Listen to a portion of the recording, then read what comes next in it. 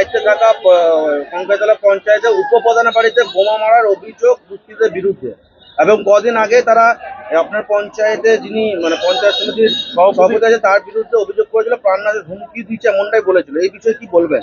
দেখুন, আমার কাছে যেটুকু খবর আছে, কঙ্কাইতলা গ্রাম পঞ্চায়েতের স্থানীয় বাসিন্দা যারা আছে, এখানে 115টা ছোট ছোট রুম তৈরি করা হয়েছে কঙ্কাইতলা পঞ্চায়েত উন্নয়নের স্বার্থে। সে 115 জন অভিযোগ করেছে তাদের কাছ থেকে লক্ষাধিক করে টাকা নেওয়া হয়েছে বিনা রসিদে। এখানে একটা মাটি সৃষ্টি প্রকল্প আছে, যেটা আমাদের মাননীয় মুখ্যমন্ত্রী মাননীয় মমতা বন্দ্যোপাধ্যায় তার স্বপ্নের প্রকল্প। তিনি বলেছিলেন মাটি সৃষ্টি প্রকল্প যেগুলো হবে সেইগুলোতে যারা আমাদের স্থানীয় মহিলারা আছে, মায়েরা আছে, গ্রুপ আছে, তারাই সেটা পরিচালনা করবে। এখানে দেখা গেছে যে 3 জন ব্যক্তি ওখানে নিয়োগ করা আছে, এখানে কোনো গ্রুপের ওখানে নিয়োগ করা হয়নি, অর্থাৎ মহিলারা ওটা রক্ষণাবেক্ষণ করছে না। এই ধরনের একাধিক অভিযোগ বোলপুর শান্তিনিকেতন থানাতে ওনার বিরুদ্ধে করা হয়েছে, যেটুকু আমার জানা আছে। সেই অভিযোগের ভিত্তিতে এরিয়ার মানুষ একটু উত্তপ্ত আছে, সেই ভয়ে ভীত হয়ে উনি হয়তো পুলিশ প্রোটেকশন পাবার জন্য এই ধরনের যে মিথ্যা সাজানো ঘটনা তিনি করছেন বলে আমার মনে হয়।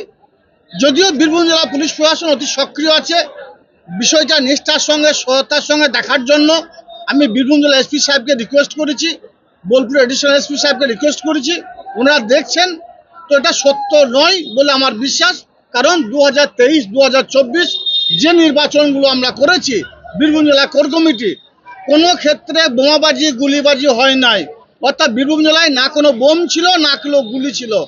জানি না কি জন্য, কোন অজানা রহস্য হঠাৎ এসে উদ্ঘাটিত হয়ে গেল বীরভূম জেলায়, যার জন্য আবার বোমাগুলি চালু হয়ে গেল। এটা না হলেই ভালো হয় বলে আমি মনে করি। অবশ্যই এটা সাজানো ঘটনা। 2 দিন পরে পুলিশ তদন্ত করছে, আসল সত্য অবশ্যই উদ্ঘাটিত হবে। উনি ভয়ে ভীত হয়ে এই ধরনের কাজ করছেন বলে মনে করি। ওনার বিরুদ্ধে একাধিক অভিযোগ আপনার শান্তিনিকেতন থানায় গেলে বুঝতে পারবেন।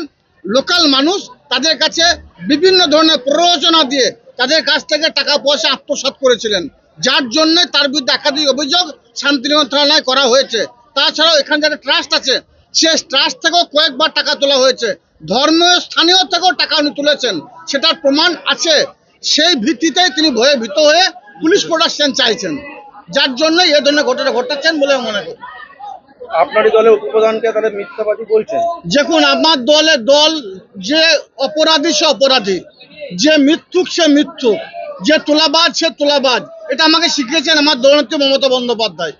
তিনি যে খারাপ কাজ করবে, দুষ্কর্ম করবে, তার এই দলে ঠাঁই হবে না। এটা মমতা বন্দ্যোপাধ্যায়, অভিষেক বন্দ্যোপাধ্যায়ের নির্দেশ। স্বভাবতই তোলাবাজি করেছেন, সেটা থানাতে লিখিতভাবে অভিযোগ দায়ের করা হয়েছে। তিনি মানুষকে প্ররোচনা করেছেন, মিথ্যা পথে মানুষকে পরিচালনা করেছেন, থানাতে লিখিত অভিযোগ দায়ের আছে, সেগুলো তদন্ত চলছে। সেই ভয়ে ভীত হয়ে উনি এই ধরনের ঘটনা ঘটাচ্ছেন, যাতে মানুষের সামনে অন্যভাবে নিজেকে তুলে ধরার চেষ্টা করেন, কিন্তু সেটা প্রমাণ হবে না। ওনাকে বলবো আপনি নিশ্চিন্ত থাকতে পারেন। গত সপ্তাহেও মিটিং ছিল কঙ্কাইতলা গ্রাম পঞ্চায়েতে, আমার এমএলএ সাহেবকে আমি পাঠিয়েছিলাম এই ধরনের ঘটনা না ঘটার জন্য। এমএলএ সাহেব, পঞ্চায়েত সভাপতি, পঞ্চায়েত উপস্থিত ছিলেন, তিনিও এসেছিলেন পঞ্চায়েতের মিটিংয়ে এবং বাড়ি গেছেন। আবার 10 তারিখ মিটিং আছে, তেনাকে আপনাদের মাধ্যম দিয়ে আসার জন্য বলবো, নিশ্চিন্ত থাকতে পারেন। কঙ্কাইতলা গ্রাম পঞ্চায়েতের মানুষ, নানির বিধানসভা মানুষ, বীরভূম জেলার মানুষ অশান্তি চায় না, কাটাকাটি খুনোখুনি রাহাজানি চায় না।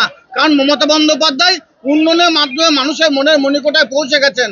স্বভাবতই আমরা উন্নয়নের পথে হাঁটছি, কাটাকাটি খুনোখুনি রাহাজানির পথে আমরা হাঁটছি নাই, আর হাঁটবো না, আর কাউকে হাঁটতে দেবো না।